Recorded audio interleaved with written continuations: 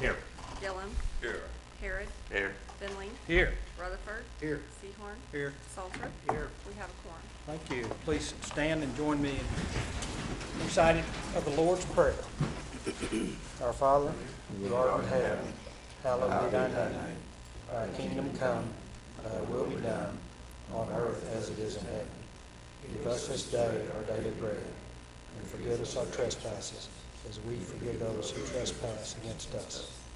Lead us not to temptation, but deliver us from evil. For thine is the kingdom, power, and glory forever. Amen.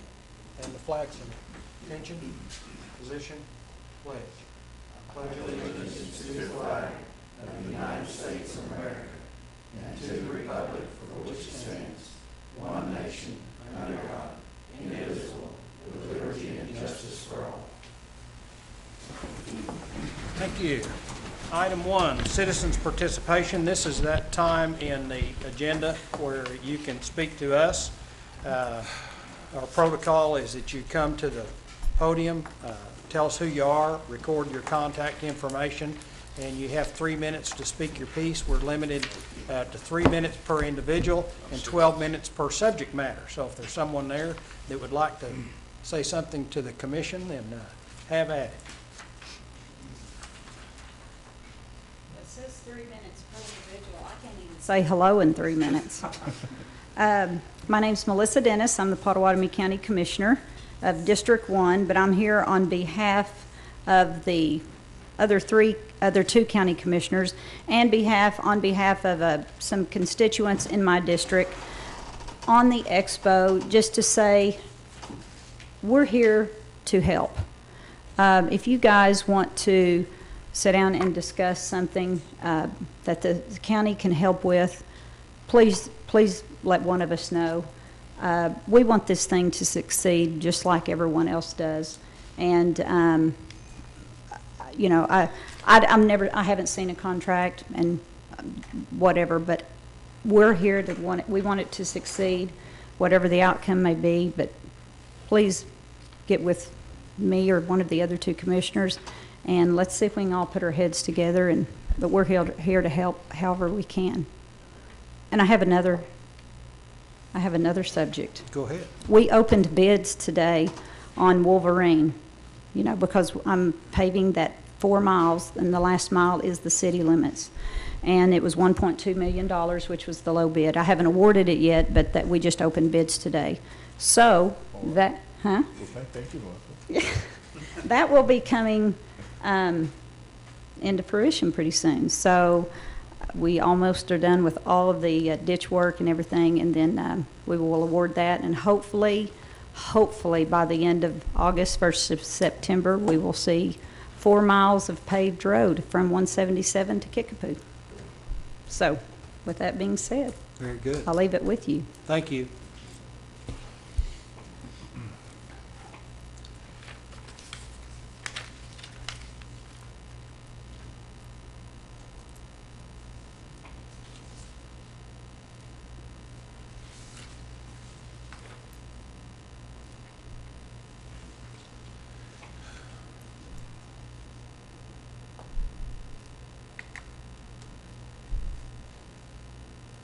Thank you very much. You're welcome.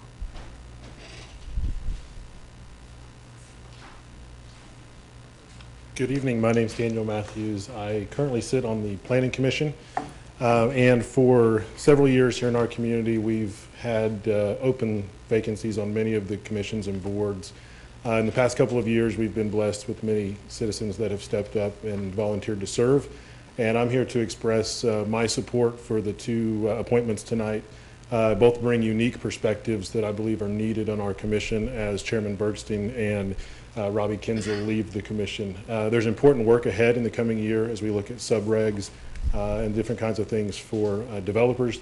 And both of these individuals on the list, Ms. Loftus-Walton with her work at the state level, very qualified and brings a unique perspective about what businesses may be looking for as they look for new homes. And Ms. Ingalls, who has started and grown and invested, a large amount of money into our community. Both very different perspectives, but both needed at this time And as a member of the commission that's happy to serve the community, I believe they would be great additions to our commission, and just want to show my support for both of the appointments. Thank you, Daniel.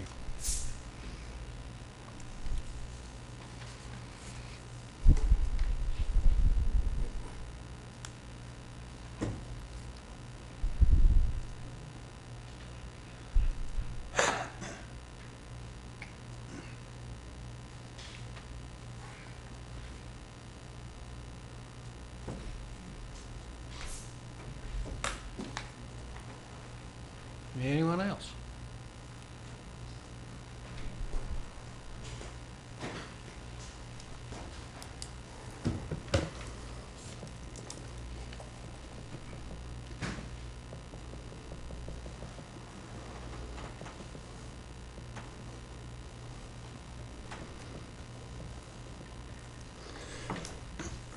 Excuse me. Rob Morris, 1307 Windsor Place. Have a couple things tonight. On the Specter contract for the Expo Center, if you vote to approve the renewal on this, then how are you going to vote on the $25,000 bonus? Also, how has that bonus been voted on in the past? It's Article 3, Section 3.2. Now for Article 14, Section 14.1, who's the contract administrator for the city, and are they doing their job in confirming contract compliance? At a previous city commission meeting, it was brought up by a commissioner that would suggest it wasn't. Next, to voting on planning commission appointees. Should a commissioner who's a reference on an application vote on the candidate themselves? It clearly shows bias as to how they will vote. I'm not here to speak disparaging about any elected official, and especially not against any private citizen. I'm only here for the rules being followed. Whereas I cannot read minds nor have prior knowledge of how voting decisions will be made. I bring this up now because after the vote would be too late to say anything at all. Another issue with some contention is whether a commissioner should abstain from voting on anything to do with blue zones. Hearing his statement on Shareport being the body that pays the rent for blue zones and therefore does not create a conflict of interest would seem to be false by Sharecare's own words that confirm the opposite. About.sharecare.com website. Blue Zones project registered trademark by Sharecare is gaining momentum in Oklahoma with its success in Pottawatomie County and an exciting new launch in Durant, a partnership between Blue Zones and Sharecare. Quote from the same article. Therefore, the Shawnee-based Avitas Foundation is extending its partnership with Sharecare to continue Blue Zones project locally through 2027. Quote, the Avitas Foundation was also quoted saying, we are pleased to extend our partnership with Blue Zones project for an additional 7 years.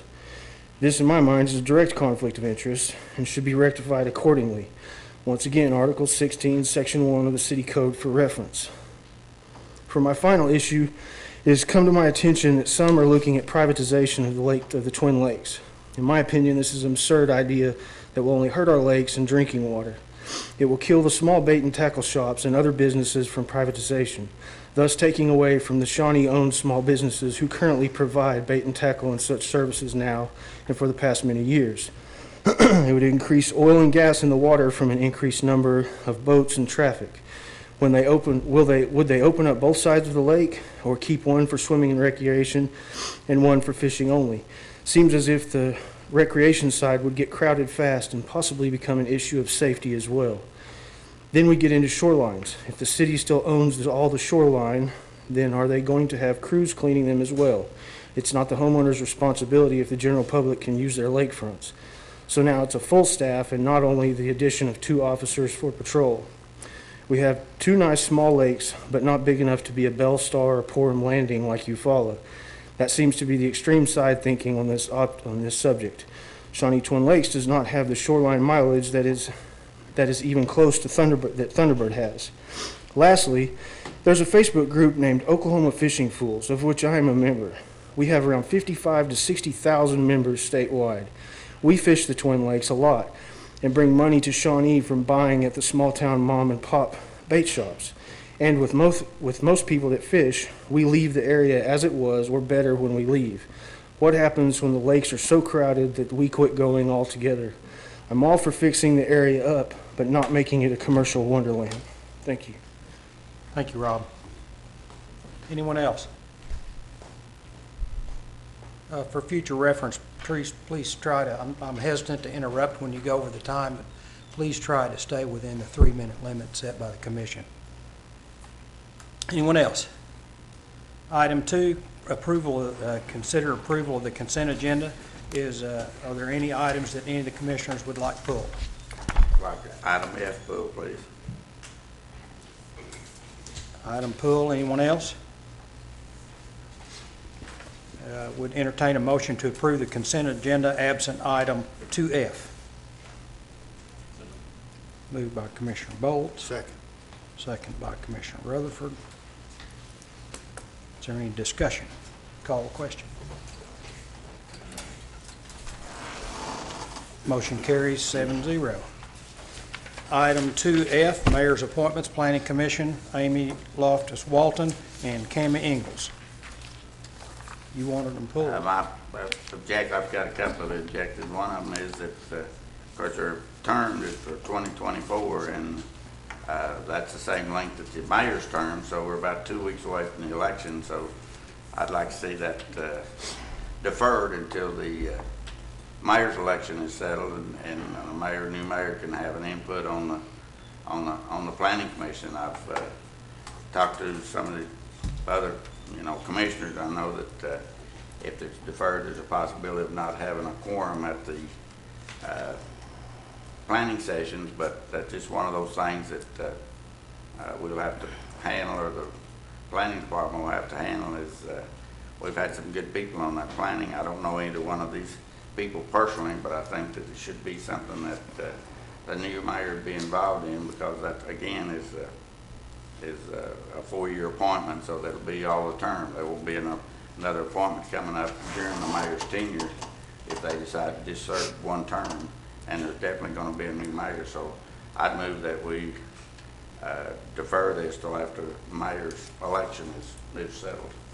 There's a motion to defer. Is there a second? Is there a second? Motion fails for lack of a second. Item 2F, Mayor's Appointments. I've nominated Amy Loftus-Walton.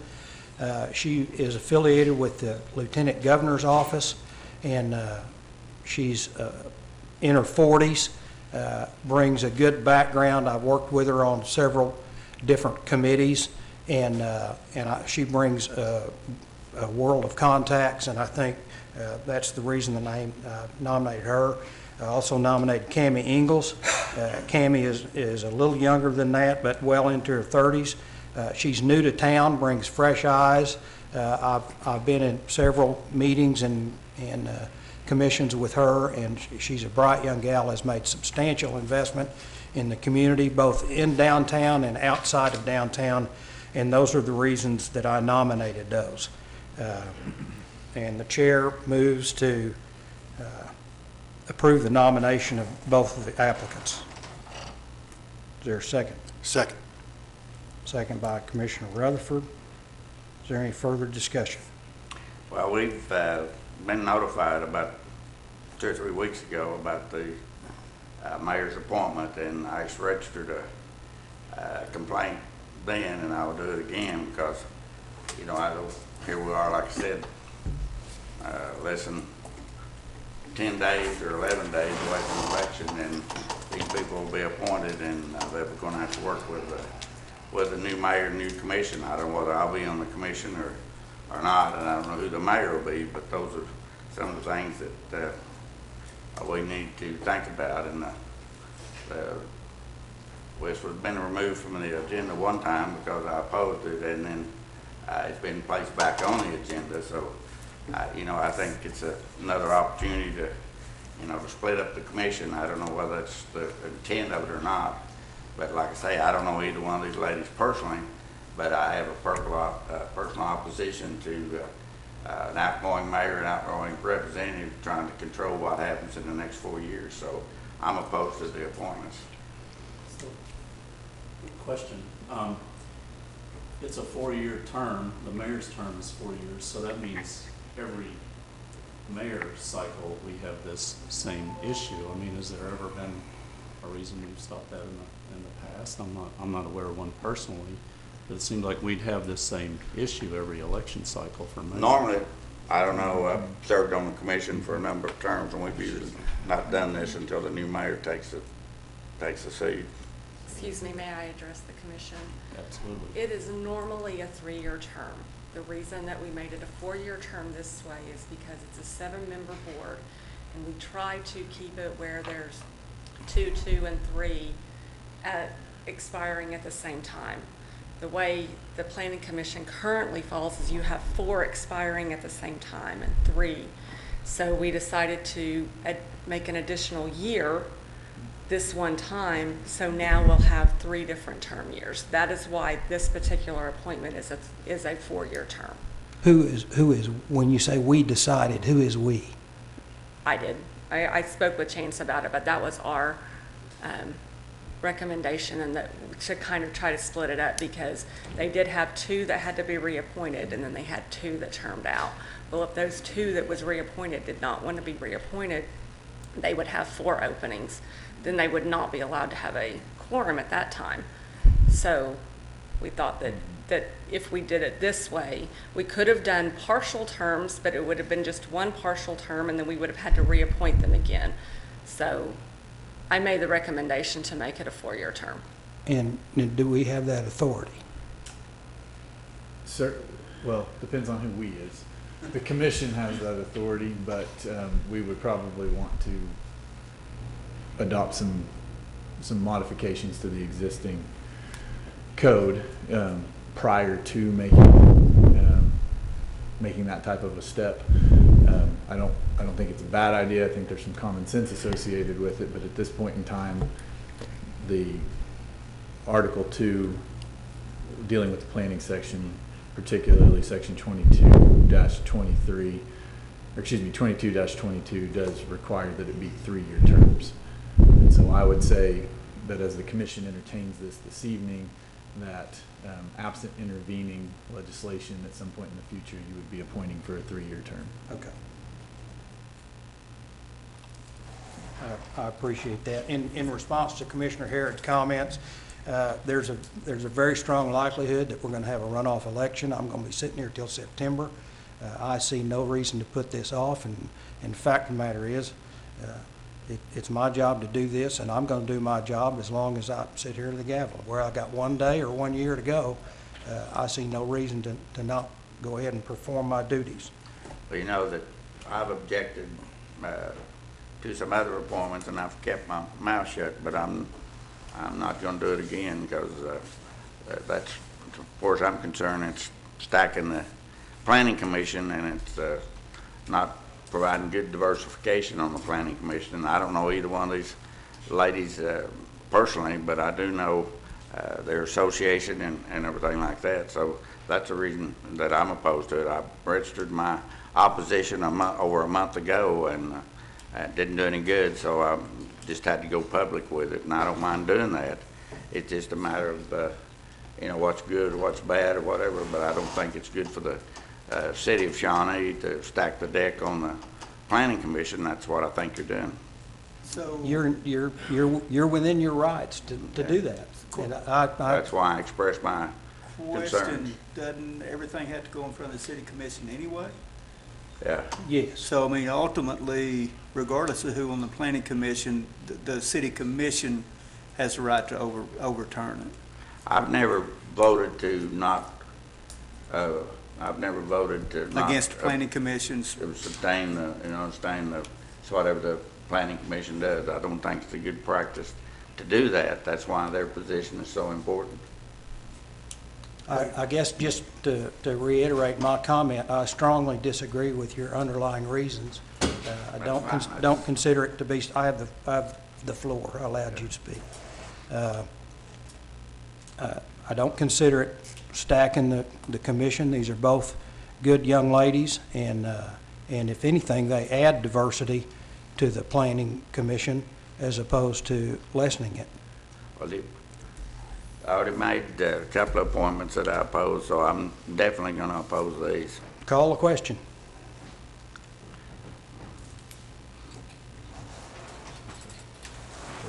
Darren. Motion carries with 4 yeses, 2 noes, and 1 abstention. Item 3, presentation by Animal Control of the Pet of the Week.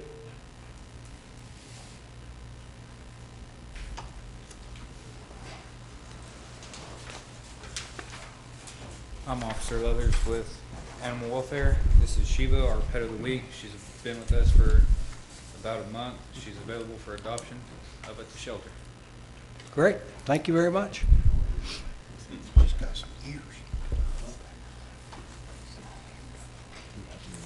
Item 4, administrative report, Heart of Oklahoma Exposition Center.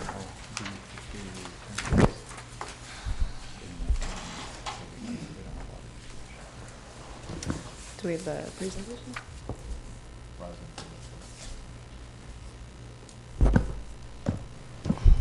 Well, good evening, Mayor Finley, City Commissioners, and Shawnee. I think we're getting the presentation up here. Thank you for having me and allowing me to do a quick recap presentation on what we've been up to at the Heart of Oklahoma Expo Center since I've arrived in August of 19. We've been through some interesting ups and downs, as all businesses and organizations see, especially in these unprecedented situations lately. But we're proud of what we've done and excited for what's coming. Next slide. So on the horizon, let's talk about some of the stuff we have coming up. The emergence of the COVID-19 pandemic slowed down and greatly postponed our momentum gained in the spring and late winter toward booking larger events and entertainment shows for the Expo. Our April 2020 lineup had included shows including a award-winning country music star, all-star monster truck show, micro wrestling, bull riding, sorting, and other new events. Since the COVID-19 event shutdown, we've been working diligently with promoters to reschedule any and all of our events that we can and bring additional events and live events back to the forefront of the Expo. I'm happy to announce a lot of those tonight. Our All-Star Monster Truck Show is currently rescheduled for September 19th, 2020 in the grandstands. We're partnering with the promoter to bring a great show into town and hope that it will find an annual home at the Expo. Micro wrestling is officially rescheduled to October 17th of 2020 and will take place in the Autocrossy Arena. The event has taken place at several other Specter events or venues recently and in the past with great success. And just talking to individuals around the community, I've heard some positive feedback and definitely a lot of interest. ABRF, American Bull Riding Federation, is coming and partnering with us to make the Expo the home of one of their bull riding series. And the performances are going to include live music every night. So we have an event this weekend on June 19th and 20th. 51 Junction, who's also played recently at the Brick House, is coming into town out of Stillwater, joining us for the weekend. And we're looking forward to growing the series exponentially throughout the next year or so, and in the future with working on partnerships with PRCA junior rough stock events and also PRCA senior bull riding competitions. Ranch Sorting has moved to try us out for their saddle series. It was scheduled to start in April, but instead we held a two-day event this May, had a great turnout, and we have several future events scheduled in the coming year as well as this weekend. A new concept kind of floating around the industry and gaining popularity is an old concept renewed, drive-in theaters, but for concerts and different entertainment. We are currently in the works with a concert to bring in July for a drive-in venue, looking at hopefully packing the parking lots with about 500 cars. And we're working in tandem with a couple other Specter venues, including Beaumont, Wichita Falls, and Enid, to work out venue sharing deals with production and artists to bring in those acts to reduce liability for us and increase our revenues. New Way Youth Wrestling LLC is scheduled for a national championship next month. And we are working on various different precautions and such because I know there are some concerns for COVID issues. We have a list, a long list from the promoter that they're taking, including temperatures of every attendee, family member, participant, promoter, coach, etc., that are coming in the building, and it will also be a private event, so invite only. But we're excited to bring that in. They have a team from Hawaii that's coming in for that, and looking at making it more of a, they're already looking at making future bookings. So that's a great thing for Shawnee. And then I'm super excited to announce officially the first time tonight, we have signed into contract David Nail for a live concert on August 22nd. For those of you who don't know, he's a country music star, has a couple hits out there, and it's currently played on the radio. Tickets go on sale tomorrow. They start at $15 plus applicable fees. We'll have VIP tables. I've already had a couple people come to me and want to pre-buy my VIP tables because we only have limited capacity for those. But so get the tickets sooner than later because it's going to be a great show. So while much of the live entertainment industry is not quickly jumping back into the fray throughout the country, cities and states are reopening, and we're working hard with those to capitalize on those opportunities for Shawnee's well-being and to bring in those events safely for our guests, our employees, our clients, and the community. Next slide. So let's recap some of the things that we have brought in this year, which includes some things in the background as well as the forefront. I think my proudest thing for the year, because it's near and dear to me, I started it at the old venue and brought it here and continued, is our Halloween Town that we held in October, which brought over 3,000 community members out to the venue and for free. We brought together over 28 local businesses and organizations to make the event a success, and included trick-or-treat booths, bouncy houses, games, costume and pumpkin carving contests, and food booths and photo booths. So definitely creating memories there and going to have an annual event. We introduced a new point of sale system with Square for the office to run both RV and all event income through. This implements, we're also implementing this system for concession stands for clear, concise, and accurate income reporting. The POS stands and equipment were purchased with the Specter Capital Investment Fund. Sage 100 and BizNet is our Specter network software for accounting. These help us provide clear and concise accounting records for expenses and income. We're also now able to provide rolling forecasts to help us with venue and city budgeting. And we provide detailed monthly financial statements for the general facility accounts, as well as we're able to drill down into every event account to see where things are coming from. This helps moving forward to help with pricing and accurate event projections. When it comes to food and beverage, we did secure successfully our first in-house mixed beverage license for the venue to be able to move forward and increase ancillary income for our events. And that is one of the money-making sectors of the industry. And then now we will not be contracting it out to third parties, but the income will be absorbed into the operating budget of the Expo. We have been using the Spectra Capital Investment Funds to purchase, and we've allocated approximately $100,000 for concession stands improvements and equipment to the venue. This allows us as a venue to serve guests in a new, clean, and safe environment, increasing guest satisfaction and revenue. Funds include money set aside for additional equipment in the future, and pre-operations by the health department inspections were already done. And we are good to go with a couple more additions after our install of equipment that has already arrived. Year to date, we've spent $49,024.69 specifically on concession equipment, with additional expenditures around $8,000 for point of sale equipment and $2,000 in cleaning with Janny King and resealing the floors and painting the walls, which will happen this week. And again, all of that's from the Spectra Capital Investment Fund, so it doesn't touch the operating bottom line. We had entered a contract with Band & Associates for fresh branding and a new website. We wanted to honor that long-standing relationship and their history with the facility. We worked with them to create fresh new logos and a new motto showcasing the heart of your event. We've also created a long overdue website update, which is currently live in the launch phase. Not only is the website more visually pleasing, but it creates a new platform to work with our sponsors and our sponsorship program to increase revenue opportunities overall for advertising. The new site also is managed in-house, reducing our third-party costs and allowing for more flexibility and quicker response time for our events and changes that inevitably happen in the events landscape. We've started a new sponsorship program with assistance from Specter experts and our new Director of Corporate Partnerships, which I'll discuss a little bit later.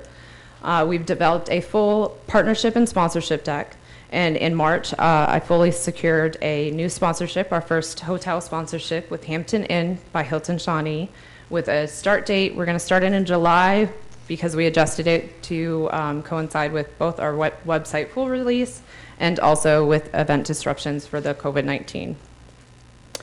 Also, COVID-19 has been fun for all of us. It introduced novel issues and setbacks to peoples and businesses around the world. Specter's value is shining through with these. Right now, we've established a reopening team of experts across all business fields, and they did that very early on in the scene, while they were even establishing procedures to deal with the venue shutdowns. Specter released a comprehensive Together Again plan company-wide and gave us a footprint at the Expo to create a venue-specific plan in accordance with guidance from Oklahoma's Open Up and Recover Safely plan, as well as the City of Shawnee, the Centers for Disease and Control Prevention, and health departments. So as we all know, there's always repairs and maintenance to be done, especially at a venue large with 52 acres. From little things to big things. And I'd like to mention right off the bat that not all improvements are in the forefront of the public eye, but some are behind the scenes and are work to be done to create a strong foundation in our venue, as well as to ensure safety precautions for our employees, our guests, and our community.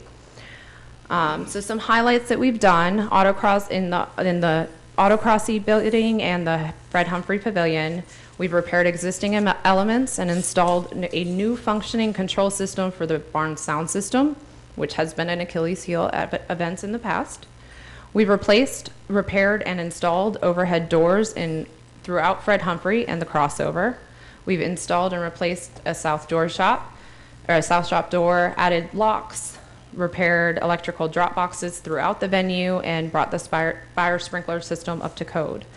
We've repaired water systems, issues underground and hydrants, done deep cleaning with a newly purchased pressure washer, and fixed all door closures throughout the venues. We installed with our reopening plan foot pools in the autocrossy restrooms to help with sanitation. We've cleaned and degreased all concessions equipments and continue to do so in those areas, including the planned resealing of the floors and painting of the walls with a kill space coat.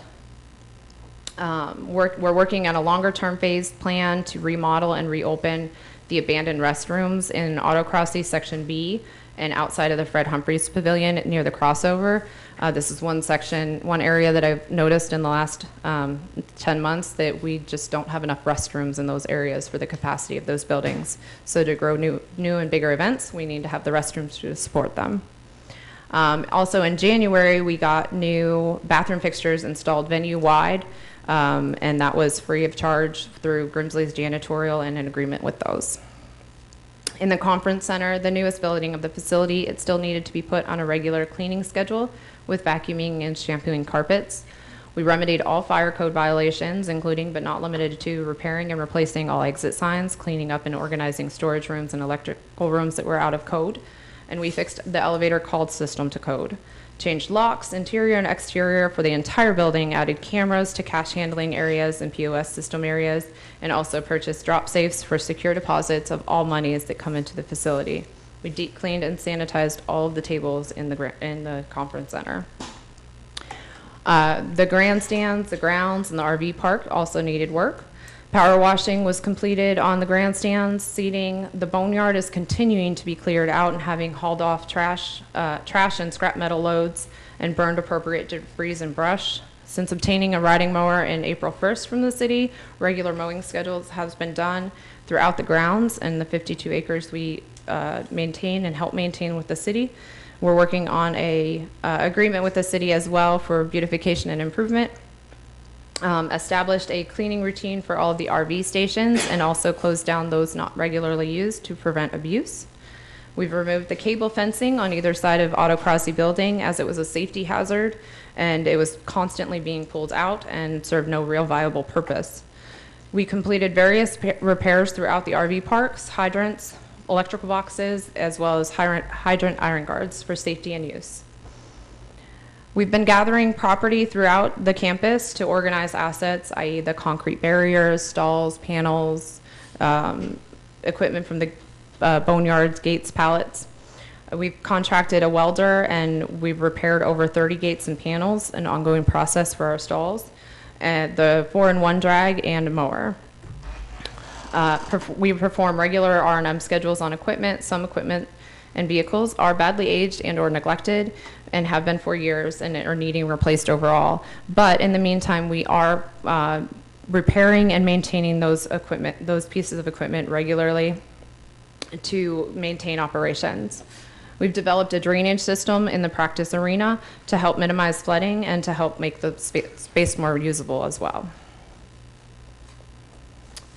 So with Spectra and as a Spectra venue, the Heart of Oklahoma now can leverage national industry experts and will continue to do so. So far, we've had a team with direct input and assistance with the Heart of Oklahoma Expo, and we've brought over 100 years of experience in 1 year of operations. Most of that experience is not on payroll. In February of 2020 this year, we brought Justin Gregory, a Spectre Company ag expert in as an internal hire for an assistant general manager and director of operations position. Justin also sits on the board of directors of the League of Agriculture and comes from Topeka, Kansas with over 7 years of experience and a venue with many similar agricultural-based events. For the facility, back in October of 2019, we brought in a Spectre professional operations and facility director who conducted a full venue facility audit and led to operational plannings and repairs improvements, both short and long term. He provided over 15,000 photographs and a 250-page analysis of the venue and deferred maintenance. Marketing, we brought Adam Flack, who's a regional vice president with over 15 years of experience. He's a Spectre marketing director, and he analyzed the pre-existing contracts and marketing situation, recommended the extreme service value for the IFYR for the current contract, and recommended we take the venue and expo specific marketing in-house. He recommended and pointed direction for the rebranding and the brand refresh that we worked with Van and Associates to conduct, and we wanted to stay with the local company for that. Recently, this led to our showcasing the Heart of Your Event motto and the creation of the new website and updated look. For partnership planning, in December of 19, we brought Lori Kemet, a Spectre partnership specialist, in to tour the facility and do market research. She was integral in creating our sponsorship deck at the corporate level and helped establish our sponsorship rate sheets and has over 20 years of experience. Micah Fuller was recently added in May to the Heart of Oklahoma's team as the Director of Corporate Partnerships, working on a commission-only based income. So no risk to the team, or no risk to the operating budget. He leverages expertise and experience of over 30 years and with professional partnerships, and again, no salary risk to the venue. Micah comes out with direct oversight of over $75 million in sponsorships and has successfully directed all business efforts for over 300 live sports, fan fests, and entertainment venues nationwide. And then we also brought out a food and beverage expert, Eric Hassey from Wake Forest. He has over 12 years of experience with Spectre F&B and industry, and he provided concession stands analysis for layouts and new equipment, and just some direction for there. Also included in the next slide. Also included is just a highlight, kind of a recap of that whole presentation on a timeline form, just to show that, you know, we've tried and not sit on our laurels even during the shutdowns, with getting a sponsorship during the first month of the COVID shutdown, and then of course deep cleaning and all that fun stuff too. So I'm happy to entertain questions. Are there any questions? We had, you specifically mentioned some rebranding, and as a point of contention, when we initiated the conversations with Specter in the very beginning, we have a number of legacy events, 3 or 4, the largest of which is IFYR. It's the county owns it. It's very near and dear to our heart. So I would expect that any rebranding that you talk about doing with the IFYR, you'll fully coordinate with the county and the Fair Board and the people that are involved in that. So the rebranding that we've done hasn't affected any event specifics or legacy events or non-legacy events. It's the actual, if you saw on the slideshow, it's a new logo, a physical picture, just to make it a little bit more uniformed. There's like 5 different hearts floating around, and just to kind of do that. And then again, the motto of showcasing the heart of your event, just those types of things, not what we provide. We're still providing the event venue, the diversity of events, the legacy, and the community education. I'm not suggesting that you didn't do that. I'm just pointing out how important it was in the very beginning, and yes, we live and work with these people on an ongoing basis, and they've worked very many years in getting the rodeo to where it is. Which is why we didn't want to change anything on the name. It was still the heart of Oklahoma. Okay. Anyone else have any questions? I had some questions and comments. I spent about 6 hours over the weekend going back and look at the tapes and videos on 2 or 3 different commission meetings. Of course, I don't mind telling you, I'm disappointed that somebody from Specter is not here tonight to make the presentation, because when we were selling it, you know, they were here, but now that they've got us sold, then they're not here. So that kind of upsets me to think that, you know, they're not interested enough in the contract to come down and go with the stuff. And I've talked to the city manager today about some of the stuff, and one of the things that I've run into personally is that is a constant battle about having some of the events that we've always had out there, and I've had to intercede and have the city manager intercede on several occasions. And I don't, you know, you sit here and read that stuff all night long about what's coming up and what's going. I went on the website and I didn't see any of that stuff published on the website. I checked the website of 3 or 4 different venues that Specter has, and they don't have anything scheduled on the website for 21 and 22. So I don't, you know, I'm just, I'm not there. Most venues in our company are still shut down from COVID, municipalities. You mean at Enid and Wichita Falls and everything? Yes. No. Many of them they're following. We all follow we don't follow corporate guidelines when it comes to whether or not we're opening back up for coronavirus precautions. We follow our municipalities. So our cities can come down, or our counties, or our client, if it's private, they come down and they help us dictate whether or not we're going to reopen or not. Oklahoma is one of the quickest moving forward states. And Enid specifically, their city came down and said, you know, this is the date that you'll open up for bigger events, versus when the governor said it could. That is a municipality and a client's right to make that dictation on when they open. And so we were following what Shawnee is following. We're not Enid, we're Shawnee. I'm not Wichita Falls, we're Shawnee. We have those backing and we have those support, but we're gonna do what's right for the community according to this commission, according to the state, according to the city manager.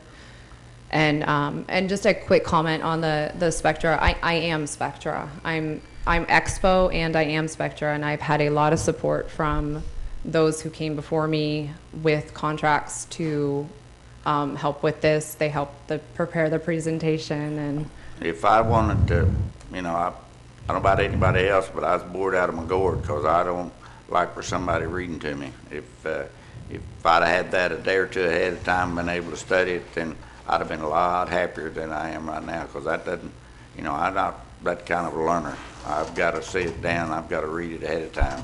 And I take these minutes and all this stuff from the commission reports, and I study them. I spend hours studying them. And what you read tonight doesn't mean squat to me. I apologize you didn't get it earlier. I just know what's happened out there, and I know what's going on. I'm out there all the time. Nobody knows I'm there, but I'm there all the time. And I don't, as far as seeing some of the stuff, I don't see it happening. And of course, now that I've raised a concern about it, all of a sudden we're doing all this stuff, and we've done all that stuff. I can have a restaurant up with a concession stand and beer venue going in 6 weeks. It don't take me a year to do it, and that's what you've had, and you haven't done it. So I'm just not pleased at all about the progress, and I'm really, like I said, disappointed that Specter doesn't take any more interest in our contract than, to have somebody from his office down here to make this presentation. And I didn't know till 5 o'clock this afternoon that this is the way it's going to be. Like I said, I went back and looked at every one of those tapes and every presentation they made, and they said they'd have 234 events this year. Well, we hadn't had 234 events. I don't care what you say. You sit down and figure it up. You go through your schedule and everything else. 90% of those events we already had. I don't see anything on the schedule for 2020 and 2021. And those need to be scheduled. It should have already been scheduled. So I don't see the 100 or 234 events, and we've got too much money out there invested out there to let that go to pot, and that's what I think's happened to it. I don't think you're taking care of business, and I've not had a good relationship out there, and I've not had anything good happen out there. So for me, it's not it's not going to happen. Any other comments or questions? Thank you. I have a question, but I think it's more toward Ashley. Can I ask that question? Well, as it relates to them, if it's a budget issue, then we'll be talking about the budget in a little bit. I'll wait till that. Yeah, okay. Thank you. Okay, thank you. Okay. Item 5, consideration of acknowledgement of the Global Spectrum DBA Specter contract for fiscal year 2021 for management services of the Heart of Oklahoma Exposition Center. Chance? Mr. Mayor, this is just an acknowledgement of the contract, the 5-year contract we have with Specter signed last year. There's no additional modifications to the contract at this time. This is just acknowledgement of year 2 of the contract. So how much money is left in their capital improvement fund? I believe tonight she mentioned that they spent about $49,000, so there'll be another $300,000 to spend. There's $350 total. But I thought they were going to do some on advanced sales and a ticket booth and stuff like that. Is there any plans on that, or what's the situation on that? Mr. Commissioner, at this time, I believe they've tied up $100,000 in food and beverage concession equipment, and I believe they're still planning for the other $250,000. Other questions or comments of Chance? Yeah. Under Article 3 of the contract, 3.1, beginning the second year, which is coming up, compensation would increase based on the CPI. And I was wondering if Ashley had a chance to figure what the CPI is going to be or how much the increase would be. So, from what I understand, that is on the management fee, and so it increased about $3,600. $3,600, is that a month or for the whole? That's for the year. For the whole year. Other questions? Would entertain a motion to acknowledge. So moved. Moved by Commissioner Rutherford. Second by Commissioner Bolt, I think I heard. Yes, sir. Call the question.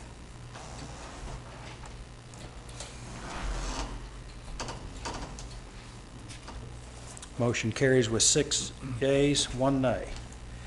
Item 6, consideration of approval of the final plat of Wildwood Addition, a 23.88 acre property located on East 45th Street, east of Harrison and west of Bryan Street, case number S0720, applicant Salazar Homes. Okay, this item was deferred from our special meeting on the 29th due to technical difficulties of the applicant joining our Zoom meeting. This did come before our regular planning commission that was held on Wednesday, June 3rd. There was a couple of things that were talked about. The additional traffic that 84 new rooftops in our community would generate and push out onto 45th Street. We did talk about the 45th Street widening project that's part of the sales tax that would be happening in the future, and probably wouldn't be a big concern at this point before that project takes place. Another concern was we had a few residents on Kelly Green talk about some drainage issues that they're currently experiencing, and they had concerns that this was going to make matters worse for them. They took that into consideration. Crafton Toll, who's doing all of the work for Salazar Homes, and they actually reconfigured Madison Drive or Madison Avenue so it did not stub out. It actually is going to, they have an easement on the northeast corner of Block 1 between lots 9 and 10 or lots 10 and 11. And they did it either or, that they're going to channel that water, which is going to go into an existing channel, which feeds into a pond north of that property. So that is going to alleviate the concern there. And then you'll notice in the northwest corner, they have common area A, which is going to be the majority of any stormwater runoff, and that is going to house their detention pond. A condition of approval that Planning Commission had recommended was to either give a lot for recreation purposes to the HOA or add a walking trail around the detention pond, just talking about places that people can gather and have that sense of community in their neighborhood. In the packet I did attach from June 11th, and Salazar has agreed to put a walking trail around the detention pond. So with that condition met, staff and Planning Commission would recommend approval of this item. I believe we also have someone from Crafton Toll here this evening if you have any questions for him or I.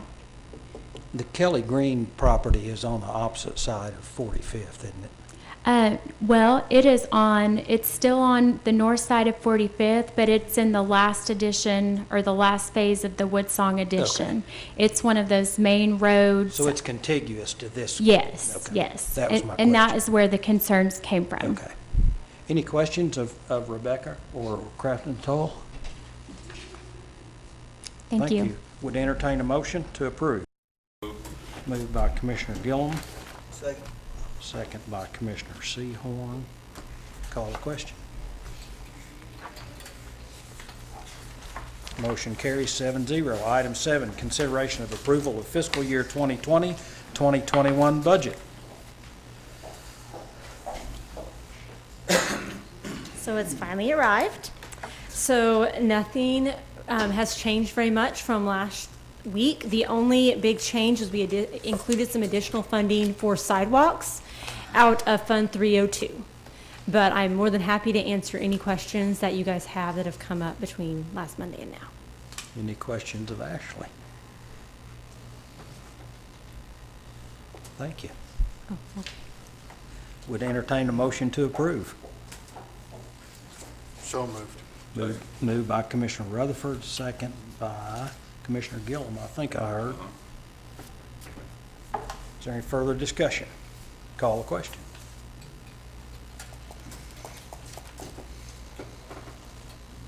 Motion carries 7-0. Item 8, consideration of a resolution adopting the budget for the City of Shawnee for the period July 1st, 2020 through June 30th, 2021, finding all things requisite and necessary have been done in preparation and presentation of the budget. This is a continuing item. Is there any further thing that you've got to add to this? Not unless there's Anyone have any new questions that you've thought of that you'd like to ask Ashley? Would entertain a motion to approve then. So moved. Moved by Commissioner Gillen. Second by Commissioner Bolt. Call the question. Oh, we got to read the title. Sorry. No problem. Thank you, Mr. Mayor. A resolution approving and adopting the budget for the city of Shawnee, Oklahoma for the period July 1st, 2020 through June 30th, 2021, finding all things requisite and necessary have been done in preparation and presentation of said budget. Any other comments? Call the question. Motion carries 7-0. Number 9, acknowledge the monthly sales tax and budget report. So for June, our sales tax for the month was down 6.27% off of projected budget. That puts us year-to-date cash basis down 1.14%. And our use tax was up for the month per budget 30.10% and puts us year-to-date at 3.89%. So at the moment, that even though we were down total for the year, that we do not foresee that causing us any balancing issues for this current fiscal year. It was within some additional leeway we think we're going to have on the expenditure side. Budget-wise, we are still doing well. We have 91% of our revenue received as of the end of May, and we are sitting at 13% left of the expenditure budget for general fund. We have received 78% of our revenue for SMA and have 19% left of the expenditure budget. If there's any specific questions, I'm more than happy to answer them. Any questions of Ashley? So what was the June 6.27% down. Is that actuals or projected? No, that is actuals. So this is on the cash basis, and we have received the last cash basis payment for this fiscal year in June. Which we were off, what, 13-14% from last year, though? For the month? Oh, so last month we were down 12% of budget, and we were sitting at, I believe it was like between 1% and 2% over year to date. And then, does that answer your question? So those are actually like months, April and May. Yes. So from April, we come up a little bit, but we're Correct. still down versus last year. Correct. If you're talking about what those sales taxes actually represent, the purchases, yes. Your question was May 20 versus May of 19. Oh, May of That question 19, is- sorry. Yes, so versus May, I'd have to go back and dig up. We are down 13% June to June, and I could get that number for you for May. June on a cash basis being May's activity. Correct. Actually. Yes. So does that answer? Sorry, it gets really That's- confusing yeah. really fast. That was what I was, Yeah. Yeah. Any other questions or comments of Ashley? Thank you. As usual, good report, and thank you very much. Is there any new business? No new business. Commissioner comments? Well, number of things. I know the Specter thing in the Expo seems, always seems to be contentious. I can promise everybody that we're going to be, watching that and making sure that they live up to expectations. And I mean, I work for a big company. I know the power that they can bring, but I also know that that takes away a lot of excuses, and you need to be able to hold their feet to the fire. So we're gonna watch that. On a brighter note, the city hosted an event this Sunday. I really appreciate how welcoming the city was. The police, the sheriff. I know I saw other commissioners there. I think it was a nice bonding experience for the community coming together, and I appreciate everybody being so welcoming to that very peaceful group that came through Shawnee, and I think that's the right thing to do. Also, this is our last meeting, but we'll look exactly like this. And I just want to say my first 2 years that I've served with you guys, I've gotten to know a lot of you better, and I appreciate everybody's hard work and effort and the serious nature that you take this job with, and it's been an honor to serve with all of you, and I'm going to leave it at that, pass it down to Ron. We'll have to meet in July to approve the minutes, so no matter what happens, we have to do that too. I would just say I have an honor to serve the last 4 years for the citizens of Shawnee, and I've appreciated the opportunity. And we got a lot ahead of us, and I'm rather pleased with where we are in relation to what we've gone through. And I think the city's in good hands right now, and we're ready to move forward. Mr. Von and I have a question on the, and you don't have to answer tonight if you want to do some research on it, but how can we appoint people to a term that doesn't exist? Well, I can give you a brief answer. I don't think you can. I think that you can appoint to the Planning Commission pursuant to Section 22-22, which dictates a 3-year term. Okay. And we can't go outside of ordinance. What I was referring to would be future action by this commission to reassign terms to avoid the lack of staggering that the clerk was referring to. Well, while we're on talking about that, I'd like to see us take a look at if a person's term ends, that they could continue to serve till till someone's appointed, and that way we won't have to worry about not having a quorum on some commission or something like that. So if I don't know how to word that, but that'd be one thing that I'd be interested in, is so that, again, we won't have to worry about coming up here and having this come up again and then have to worry about a quorum, which I wasn't worried about. But anyhow, that was one of the points of, so if the people that were serving could go ahead and serve till a person is appointed to fulfill that position. And you might put a timeline on it, but anyhow, that's. I know we had that issue at the Housing Authority, and it seems like I recall that we took some action that allowed them to serve until a successor was named. I could be making that up, Joe, so.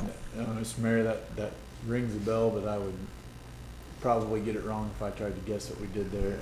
And that does draw an important point, I think, that there are committees, there are commissions, and there are very specific provisions within our code of ordinances as to how each is appointed in those terms. And so we're speaking somewhat globally, but there are very specific procedures for each of those positions. And so we might want to look at an overview of So actually, the appointees tonight then will serve a 3-year term instead of a 4-year term. Yes, that would be my opinion.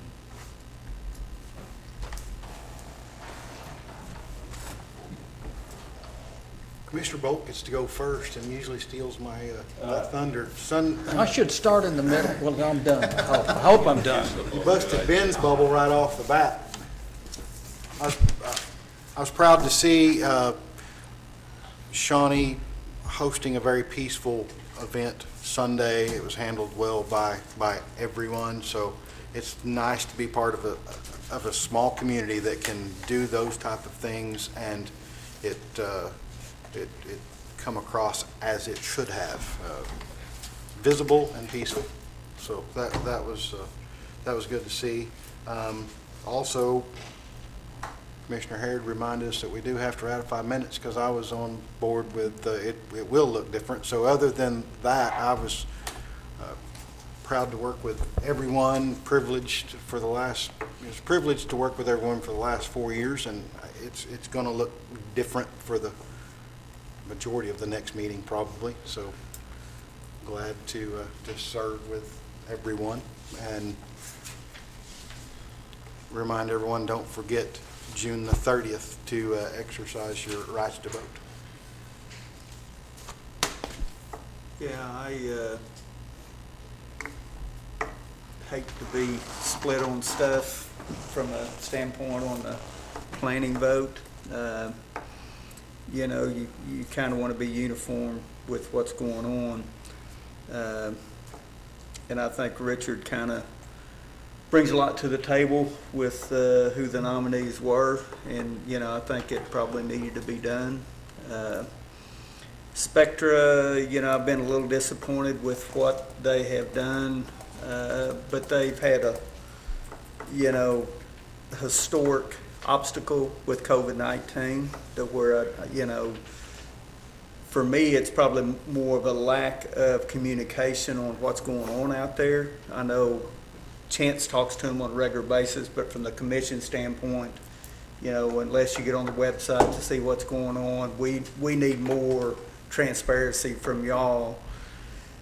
You know, as a business entity, in the 6 months or 8 months that they've really been on the ground, and they're kind of taking over from where it was at, trying to figure out what their plan of attack is. So, you know, to kind of judge what goes on in the first year, you know, next year I think is going to be a make or break year for the commission to look at, hey, you know, this is really going somewhere, or you know, at some point we kind of start second guessing our decision. So, you know, you got a first year reprieve. I think next year, you know, we're going to expect good things to be happening. But then again, with the COVID-19, you know, your hands are tied a little bit on what's going to happen, because we don't know what fall's going to look like. It's been a pleasure to work with everybody. Richard, Ron, you know, I think, you know, who gets voted in next go around, I think will be interesting to see really what direction the city of Shawnee chooses, the citizens do. So, you know, hopefully everybody gets out and votes. I want to thank and compliment the line division and the valve division of the city of Shawnee. They've had a tough week. It affected everybody one night or one day with no water, and then the second day, the very next day, they had a major water break on North Kickapoo, and I think they probably worked about 17 hours on that to get the water restored to everything west of Kickapoo. So, yeah. Thank you. I guess I'm going to disagree with Mark a little bit. You know, I don't mind having a split on the planning vote. It's up to each of the commissioners to express their views, and we're not always going to think the same. So I don't mind having a disagreement. What I mind is not keeping it in perspective and taking it personally. And I think for the few times that we've had a contentious vote up here, I think we've done a decent job of that, and I'm proud of this group and proud to have worked with them, knowing that we don't always disagree. Lots of times we try to hammer it out before we get here. And Melissa, I appreciate your comments on the Expo. We all want it to succeed.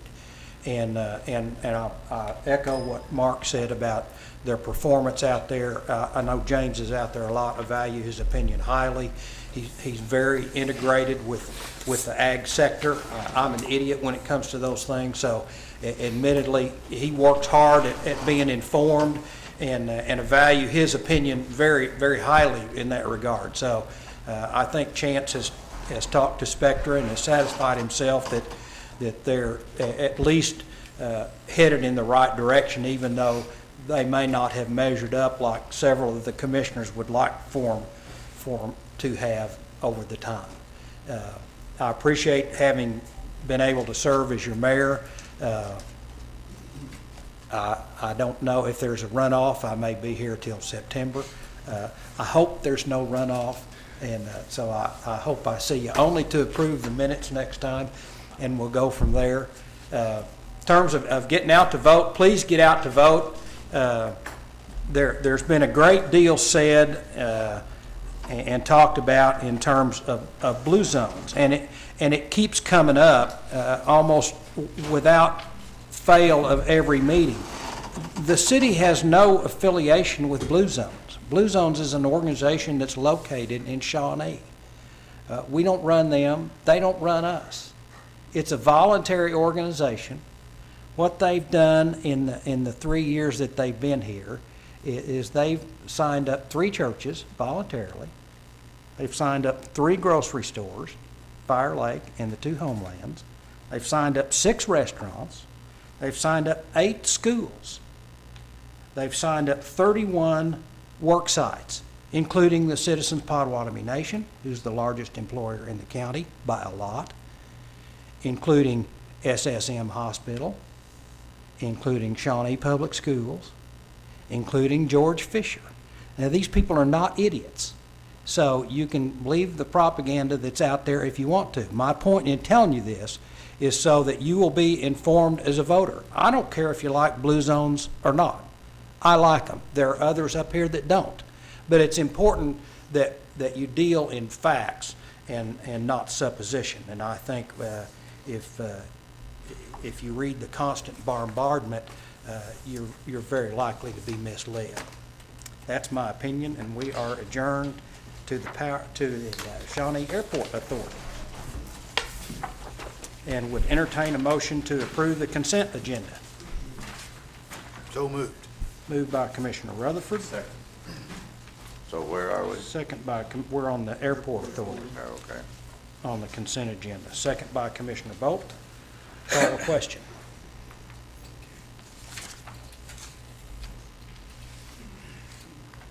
Ron? Ron? Motion carries 7-0. Item 2, discussion and consideration of lease-to-own agreement for field equipment. This is the tractor that we discussed at our last meeting. Is there any further discussion? We got, No further discussion. okay. Is there a motion to approve? No action will be needed. No action taken. Sorry. Item 3, consideration of approval of Shareport, Shawnee Airport Authority budget for fiscal year 2020, 2021. So there were no changes to this budget from last Monday, but I'm happy to answer any questions you may have.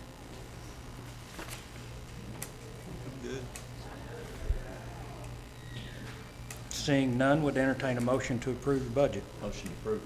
Second. Moved by Commissioner Bolt, second by Commissioner Gillen. Call a question. James. Sorry. Motion carries 7-0. It's okay. Item 4, consideration of a resolution adopting the budget for Shawnee Airport Authority for period July 1st, 2020 through June 30th, 2021, finding all things requisite and necessary have been done in preparation and presentation of the budget. Are there any new questions of Ashley? Moved to approve by Commissioner Gillen. Second. Second by Commissioner Bolt. Call the question. Mr. Mayor, I'll read the title briefly. A resolution approving and adopting the budget for the Shawnee Airport Authority, Oklahoma, and for the period of July 1st, 2020 through June 30th, 2021, finding all things requisite and necessary have been done in preparation and presentation of said budget. Call the question. Motion carries 7-0. Item 5, consider bids. Clean and seal joints, cracks, seal coat, and remark runway 1735, AIP project number 3, 40-0088, 019-2020, and clean and seal joints, cracks, seal coat, and remark parallel taxiway, AIP project number 3-40-0088, 020-2020, open. Thank you, sir. Thank you.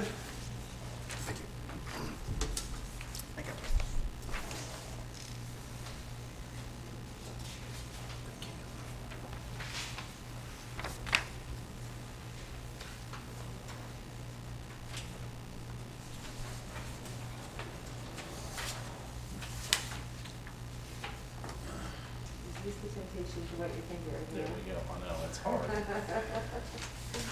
you, ma'am. It's fine.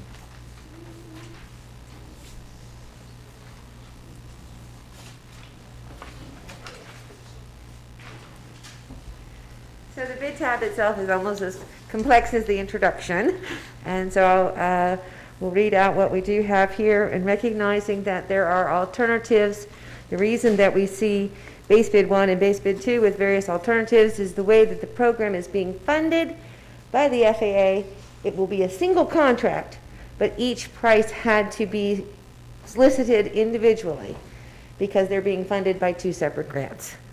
And the alternatives will be added to the base bid, and then the bid information itself will be reviewed for sufficiency and accuracy before we come back and ask for a recommendation to award. Bidder number 1, American Road Maintenance, base bid 1, $331,225. They chose not to provide a base bid 1, alternate 2, but did provide a price on base bid 1, alternate 3 at $96,575. Again, American Road Maintenance, base bid 2, $44,825. Choosing not to provide a base bid alternate 1 or 2, providing a base bid alternate 3 at $47,718.75.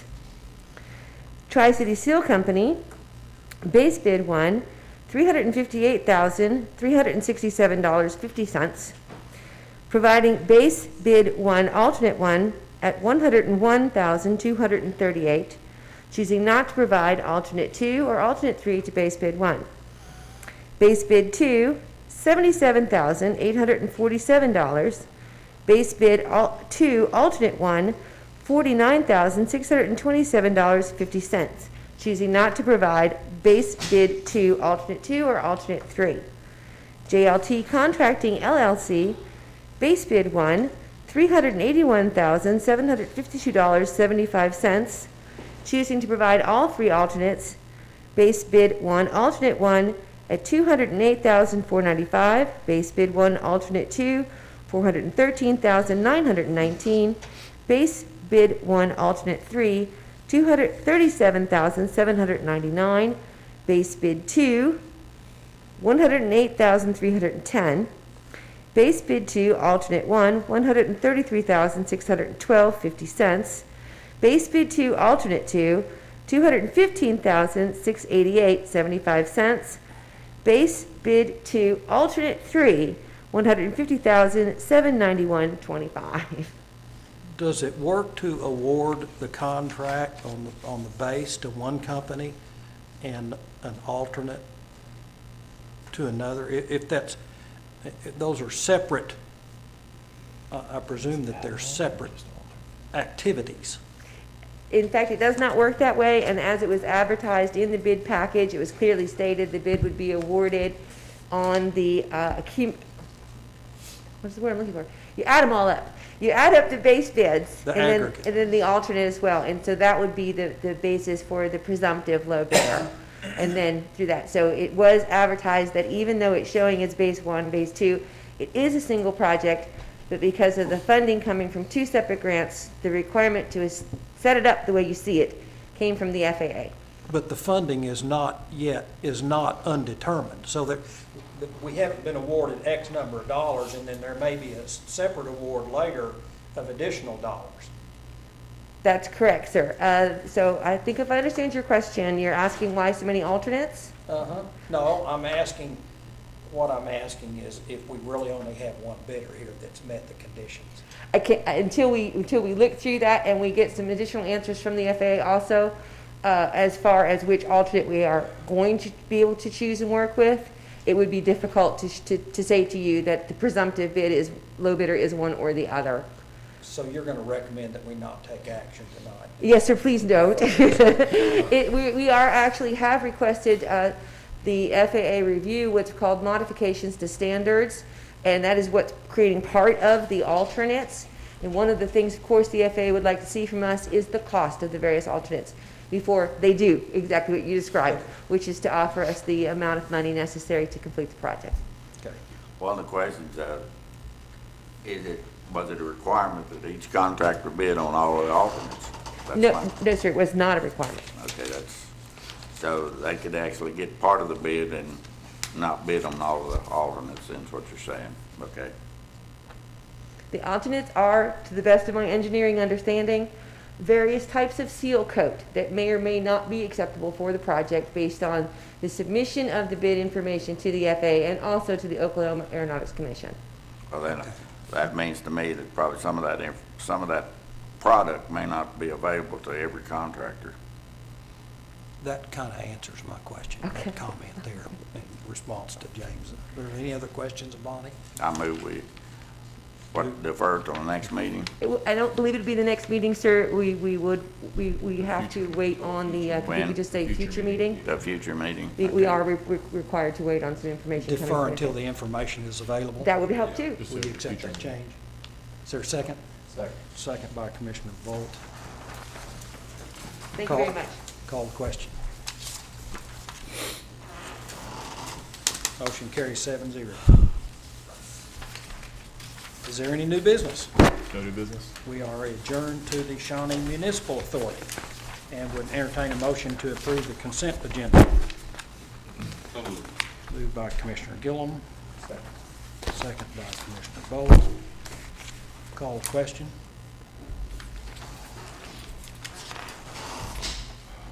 Motion carries 7-0. Item 2, consideration of approval of Shawnee Municipal Authority budget for fiscal year 2020-2021. Like the airport, there were no changes to this budget based off last Monday, but I am happy to answer any questions you may have. Would entertain a motion to approve. So moved.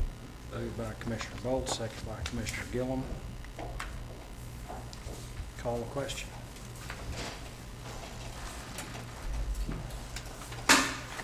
Motion carries 7-0. Item 3, consideration of approval of a resolution adopting the budget for Shawnee Municipal Authority for the period of July 1st, 2020 through June 30th, 2021, finding all things requisite and necessary have been done in preparation and presentation of the budget.